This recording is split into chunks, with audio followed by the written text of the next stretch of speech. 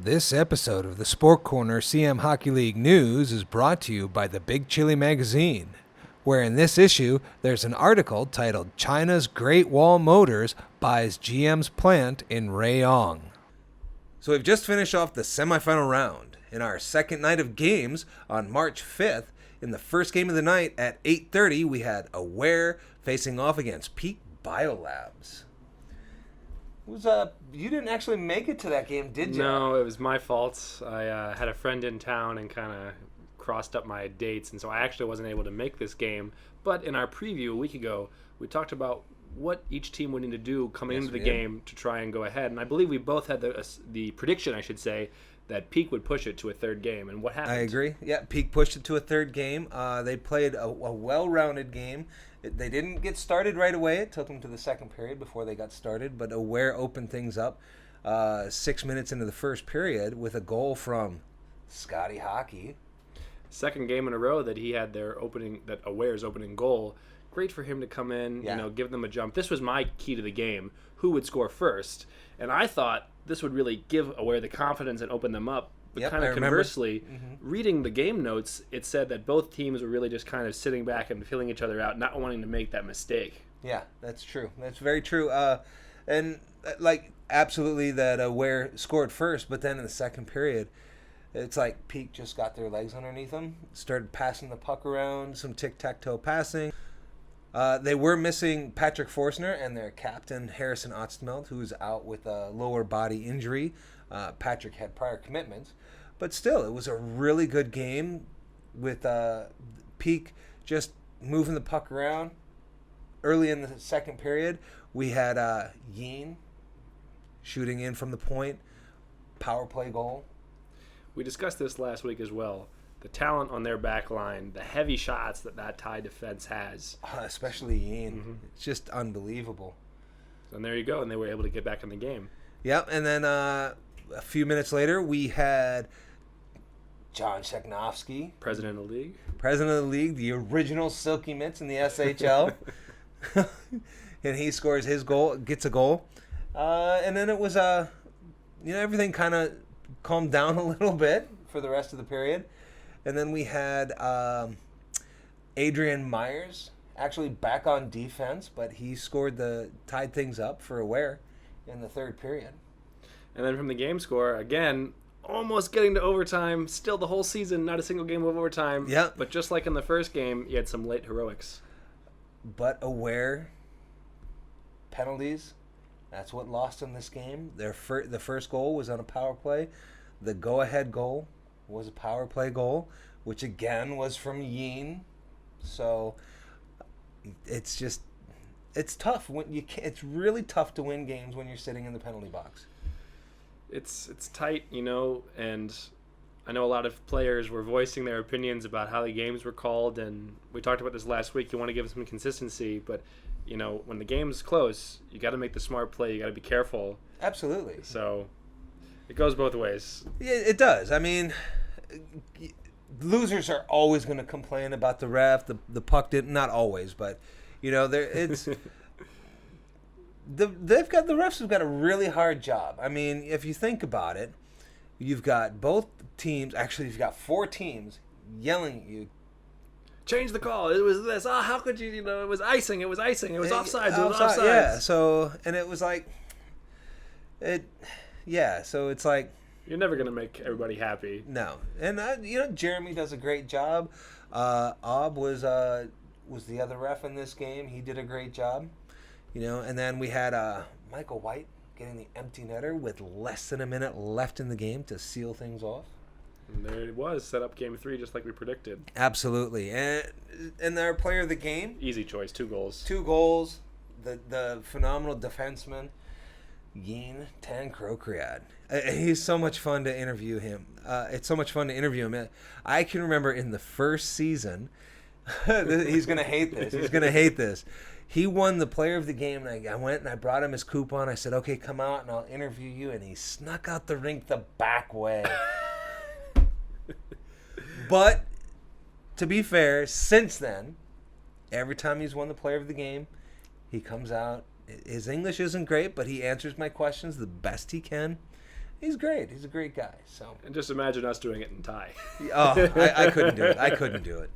So here's what Ian had to say. I'm here with the Rolling Stone Pizza player of the game, Yin. Congratulations. Thank you, Dom. Yeah. Wow, 2 goals tonight? Yes. Today is very, very hard. Yeah. Pay off. Yeah. And play hard more next game and go final. So you guys tied up the series 1-1. What's the plan for the next game? Shoot the puck in the net. Yeah. It's my job. Yeah. On the blue line. Excellent. Congratulations. Thank you, Dom. And then on our second game of the night at 9:30, we had the Novotel Spitfires facing off against Hertz. And similarly, in our pregame prediction, we saw the fire in Novatel's eyes. Yeah. We looked at the balance that they had scoring. We looked at the tenacity, the aggressiveness, the physical play of their defense. Would they continue that? And then the last line, you got the white wall, Leo, playing on top of his game. How would he come out? Conversely, what would Hertz have to do? Would they have that spark to try and get back in the game? Both of us predicted they wouldn't. And personally, I feel that the way the Spitfires are playing in the playoffs this year, it's different than any other year. Brad has said he was going to do it every year and has done it. Did it this year. Physical game. Hertz just couldn't hang. I mean, look at the numbers. Shutout. Leo with the start of the game. We'll allude to that in a second. And not just a shutout, but a blowout. It was 5-0. I know, right? Lance, give him credit, but it's tough. Spitfires were on fire. So, I mean, we had Mike Friesen scoring the opening goal, and then he gets a natural hat trick that night. Yeah, and the key that I saw from the stat sheet, easy adage in hockey, is look out for the first and final minute of the period. Yeah. And not only did they score early in the game, but in the final minute of the first, they were able to tack on another goal. And that is just hugely demoralizing for a team when you're looking forward to the break, try and regroup, and then you get down by another goal. Yeah, with less than 30 seconds in the game, Friesen puts another one in the net. Yeah. And then the second period, less than just 10 seconds left in the game, 10 seconds left in the period, and you've got Marcel putting the puck in the net. So, and that at that point, that was really what sealed it. I mean, it was already that was the 5th goal by that point that Marcel had scored. So, I think Hertz had a really great season. They did. I think coming back out of nowhere to take first place. So Lance played well most of the year. Again, as I talked about in our last game, I really liked his unorthodox style, that he never quit in a play, even if he might have found himself out of position. Many times he dives across the ice, makes the save too. Yeah, exactly. But that passion, that ability to try and make something happen, and all the role players on that team. We talked obviously about the captain. Jordan had a great year. Yep. Winnie had a nice year for them. Win and Major had a good year. So the tie players. Major is the rookie, the sponsored rookie for the Johnny SHL Oduya, this year from Johnny Oduya. Mm-hmm. So it was really exciting to watch them play. And Arno also had a great season. I played with Arno in the BIHL last year. But as we both said, Spitfires, they had that extra step. And it's not that Hertz didn't shoot. They had 32 shots on net. So it's like... Yeah, Leo definitely earned that shutout and earned the start of the game. And boy, he was like, no, give it to this person, give it to this person, give it to my team. I was like, no, Leo, you stopped 32 shots. And he was like, oh, that's my job. Exactly. But that's what everybody's job is, to play their position. Leo's always fun to interview. He's a nice guy. So, I had to say. I'm here with the Rolling Stone Pizza player of the game, Leo. Congratulations. Thanks. Well, first, I should thank my teammate because they played pretty well these 2 games, so they give me to relax more. And everyone follow their plan and play hard, score goals too. So this ticket should give it to them. For me, I just do my job. Thanks. You got a shutout tonight? Yeah, finally. Normally like one goal in a season, during the season, and it's really hard. So like I appreciate but you my got Corey. teammate and then they play good because I win the shutout because then not me. Thanks. And you guys swept this series? Well, I was wondering why they picked us for the first round, and then so like we were lucky, and then we bouncing back after losing 4 straight. Yeah, so it's my teammate. They score a lot for me. Yeah. Excellent. Congratulations again. Thanks. So in our game 3 on March 8th, we had Peak Biolabs versus Aware. This is the rubber match. It was an exciting game, and similar to the first 2 games, you had a team coming out and scoring early. Yeah. But conversely, where the team that scored first actually ended up losing the game. In the first 2 games, yeah. In the first 2 games. Peak scored first in the first game, lost to Aware. Aware scores first in the second game, loses to Peak. But in this game, Peak was able, from start to finish, just to really control the game really well. Yeah, well, I mean, Ryan playing hard in front of the net, sees the open puck laying on the ice, pokes it in, unassisted goal to start things off. And this was their kind of game plan that I saw, just simple play. Get the puck to the net, have guys crashing, be there for a rebound, be there for a loose puck, and they won those kind of 50-50 battles. They did. And Aware, after they came down to this early deficit, just kind of, like we've discussed in the past, started to press a little bit, go for those longer passes, go for maybe an extra deke, and open themselves up on the back end. One person trying to run the whole thing or Yeah. make these extra long passes. And, you know, they were missing a few key players. Aware was missing Devin Michael, who's been out sick. They were missing Andy Shee, who has a lower body injury, which happened in the second game. Yeah. And then they were also missing strong defense with Tomi Hakkinen, and they were also David Bohr with the broken hand. So it's tough to be missing those role players, but they still had a lot of really excellent players, namely, the league point leader Corey Day. But give a lot of credit to Gabor and the Peak overall team defense, I would call it. They really did not have any second chance opportunities.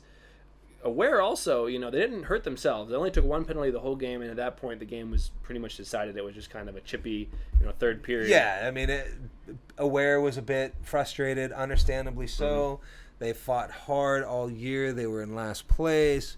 They won the first game of the semifinals. They thought they had a chance. And really down to the last couple minutes in the second game, they were in that game. They were. The bounce goes the other way, and so now you're on a fresh slate. Okay, you win this game, you're in the final. And again, to go down early, just like in the game 1, but this time just weren't able to claw back into it offensively. Yeah, they just really struggled offensively. Adrian, I think missing Devin is a big thing. That I think the big game changer for him in the first game was putting Adrian on forward. They put him on D in the second game. They put him on D in the third game. Also missing Andy Shee with the lower body injury. You're missing two. You're missing a strong defenseman there. Tomi Hakkinen, again. So it's a tough game. I think that we'll get to Patrick Forster in a second, but along with him, like I said, Peak just played well. They did. They relied on their team defense, move the puck ahead, get good short passes. Yeah, good short passes. Excuse me. Weren't really pressing as much as Aware was, and just get the puck to the net, and have a guy crashing, have a guy there for the rebound. Not the only one who does that. Get the guy crashing, get the guy to jump on the loose puck. They won those 50-50 battles, as we talked about the opening goal, Ryan Yaden. That's right. Second goal, talking about Patrick, man, what a great effort. Yeah, Ryan passed him the puck in his own end, up the ice. Streaking the far boards, circles all the way around behind the net, and is sitting at the right circle, picked his spot, and sniped low shot right past Dream. Dream's a great goaltender, but he has struggled this year. So last year's goalie MVP of the season, of the playoffs, excuse me. And at that point, down to nothing. And again, Aware, give them credit. They fought back, tried to get back in this game. They were able to score. Michael White was called for a penalty, for a tripping penalty. And you had Seb Verity's sub. Gabor, little trouble misplaying the puck there. Yeah, lost it. It happens. It happens. So Gabor's had a really good season this year. And if you take away that mistake, and that's what it was, he'll tell you that it was a mistake. Yeah. And even his other goal, he would tell you it was a soft goal. He joked to us after the game, "Hey guys, I had 2 goals tonight." So compared to how he has played, the second goal, Matt Johnson headmans the puck up the ice, passes it to Scotty Hockey. Yep. Scott tips it right back nice to quick him. give and go. Yep. Finishes it off, puts the puck in the net. It was from the blue line, but it was a good hard slap shot, 5-hole, and it just kind of came up quickly and surprised Gabor and just. I think so. I don't think Gabor was expecting it to be that hard, that fast. Yeah.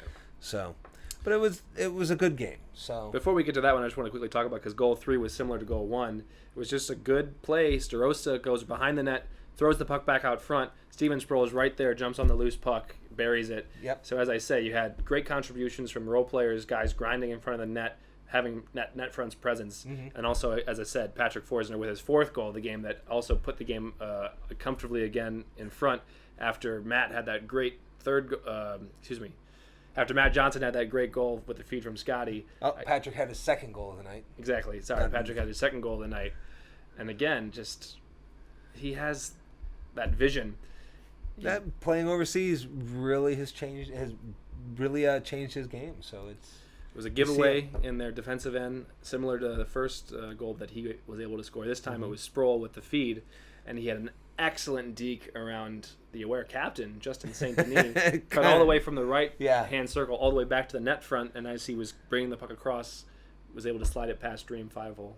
Yep. And then Michael White getting the empty netter at the end to kind of seal it off. So good game. It was a really good game. So now in the final, before we get to the finals, the Rolling Stone Pizza Player of the Game went to Ryan Yaden. And I think well deserved. Had the opening goal, had the primary assist on Patrick's first goal. Yep. So was really able to help set the team up. And it's his first Player of the Game, so he earned it. He was pretty stoked. I'm here with the Rolling Stone Pizza Player of the Game, Ryan. Congratulations. Hey, thanks a lot, Dom. Goal and assist tonight? Yeah, I finally peaked this year. I had a really shitty season. I think these are the only points I got all year. You guys went all the way? I mean, 3 games? Yeah, I think we had the advantage coming in tonight, winning the last game. We really peaked everything up, and we got to give it to Harrison for peaking the right lines. He's the real captain. Excellent. Well, congratulations again. Thanks a lot, Dom. So our final game is going to be on March 14th at 7 o'clock. That's a Saturday. And we have Novotel Spitfires going against Peak. Who do you pick? Black versus white. Now this should be a really interesting and fun game. And I have a couple different things I'm going to be looking at. So we both assume, I think we've discussed, that again, Novotel Spitfires are going to try and come out and play a physical game. Yep, I think so. I think it's their best bet. They haven't done it all year, and when they're doing it, we saw with Hertz, couldn't hang. Yep. And I think if they play that game, but at the same time they support Leo, because Leo has played excellently, but he has to have that support. You discussed in the opening. He definitely has to have the support. Of our semifinals that Novotel kind of got too comfortable, as you talked about. And especially in the second half of the season, yeah. And so we're able to kind of let their foot off the gas. I discussed how that was actually a positive, in my opinion, because it checks you, right? Mm-hmm. And so they really responded well in their first 2 games. Were easily able to put away Hertz and get to the final. Conversely, Peak, that defense, the Thai talent, can they coalesce? Can they play well together? The can they Thai support talent Gabor? with Christian Olofsson on D, really solid. Christian can play a physical game. Mm-hmm. Yeen can play a physical game. Mm-hmm. But the rest. And I don't want to take anything away from Patrick. I don't want to take anything away from Hideki. Hideki is great. Patrick Forstner is great. You know, you've got Eddie McConnell, great eyes on the ice. John Sheknovsky. Jesse Starosta, Jesse Ryan Starosta, Yaden, right? Ryan There's a Yaden. lot of really good players in that team. But they don't play a physical game. And the only one who does on peak, who consistently plays a physical game, Christian Olofsson. Yeen can, he just doesn't. You know, and I don't know if he's just afraid to play a physical game, but he can when he does, he really dominates the person he's matched against. But can Pete come out? And will their speed? To see. Yeah, will their speed make a difference? How are they going to eliminate second chance opportunities, grinding goals? How are they going to try and keep an eye on, for example, Mike Friesen, our goal leader so far in the league, playoffs and regular season included? Can they work on those things? How tightly are the referees going to call the game? They've called a pretty open game so far, and we've enjoyed that, right? Does that allow Novotel to really push a physical game, or are they going to be checked? We'll see what happens. And I think it's gonna.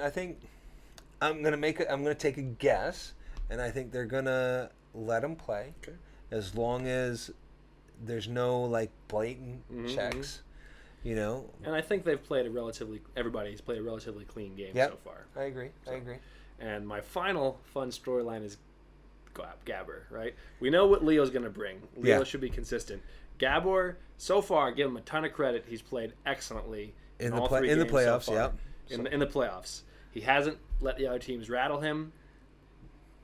What does he do in the final? All the chips, all right? You're all in. This is a big one. He did win the first cup. Can he do it again? Today, if you make me pick, I give it to Brad. I give it to Novotel. I see the fire. I see the hunger. I think they've got excellent scoring right now with Mike Friesen really playing well. Their defense does a really good job. We haven't really talked that much. Only female player in the league, Callie Steiner, got an assist in the second game. Is a nice puck-moving defenseman. She's done well this year. Really stepped up. So for me, I'm going to give the edge to Novotel. I'm going to have to go with you on that one, and definitely give the edge to Novotel for the physical game that I think they're going to bring. Also, new goaltender in the league, Leo. I had a chance to be on his team last night. We had a little of a pickup game. It's amazing to watch him. He really does keep his eye on the puck, make sure he's got his lines. And he did really well. Just in a pickup game, don't get me wrong, it's not like playing in the SHL, but, you know, I got a better feel of the type of goaltender that he is. If he, like you said, if he has the support, which I'm sure Brad will do, I'm sure that Callie will be there, and also we've got Alistair, who plays forward and defense. You know, Peem. So I think it's going to be a really good game. I'm looking forward to it. I know I harp on this again, but I think it's important for momentum. Who scores first, right? I think if Novotel scores first, and especially if they can kind of get under Gabor's skin just a little bit, that could set the tone for the rest of the game. Yeah, that's very true. I will agree with you on that. I cannot say that if Peak scores first, I think that will put a fire under, because Novotel's had a time off, so they might come out a little bit soft in the final game. But if Peak scores first, that might put a fire back underneath them. And how does Novotel respond in that example? Right? Do they keep playing that physical game? Do they stick to their game plan going into it? We both assume they're going to try and play physical. Yeah. Or do they, step back. If we press too much, if we keep playing a physical game, are they going to hurt us because they've got a lot of speed? Yeah. Peak does. Yes, they do. So that's going to be interesting for me to watch. Can Patrick have a similar game to what we saw in Game 3 with these really, nice individual effort plays with contributions from guys like Ryan Yaden, with guys like Steven Sproul? I think Brad, the way he's been playing, will be able to neutralize Patrick. All right. Just my opinion. I don't think Hideki can neutralize Friesen. Interesting element to watch as we go into the game. And I don't want to take anything away from Hideki. Hideki is a great all-around player. Whenever I've played with him, he's been a forward. This season, he's been playing on defense. Great all-around player. I don't think he'll be able to neutralize Friesen. I think Friesen will be the one that will be able to break things away for the Spitfires, while Brad will be able to shut down Patrick. If I was the captain, sure, I would put whenever Patrick is on the ice, I put Brad on the ice. Right, there you go. For me, I'm going to go with the theme of the SHL history and give the edge to the goaltender. I think the goaltender, give it to Leo. He's had a phenomenal year. Yeah. I think that the rest of the Novotel team supports him. Play a little bit physical, like we say. Maybe get some timely scoring from people like Winnie, from people like Mike. Yeah. And I'll give the my prediction for the SHL MVP, final MVP, is going to be Leo. Ooh, we'll see. Maybe. I think that's a good possibility, depending on how the goaltenders play. Mm-hmm. We might decide to. I have any choice in the matter. They might decide to actually give the MVP to the best overall player in the game, be it winning or losing. They have done that before, so that is a possibility. So we'll be ready to watch the final with you. Yeah, it's gonna be live. Yeah, on Facebook. Check it out, ThailandTV.tv and Thailand TV on Facebook. So we'll see you at the rink. You took my line.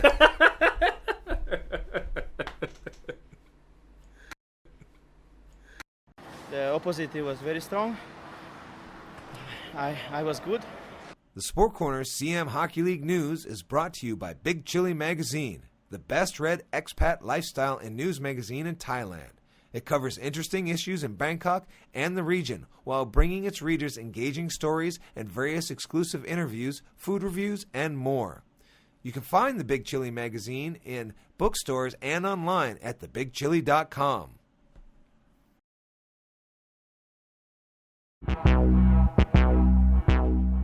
The music for the opening and ending credits are brought to you by DJ Caucasian.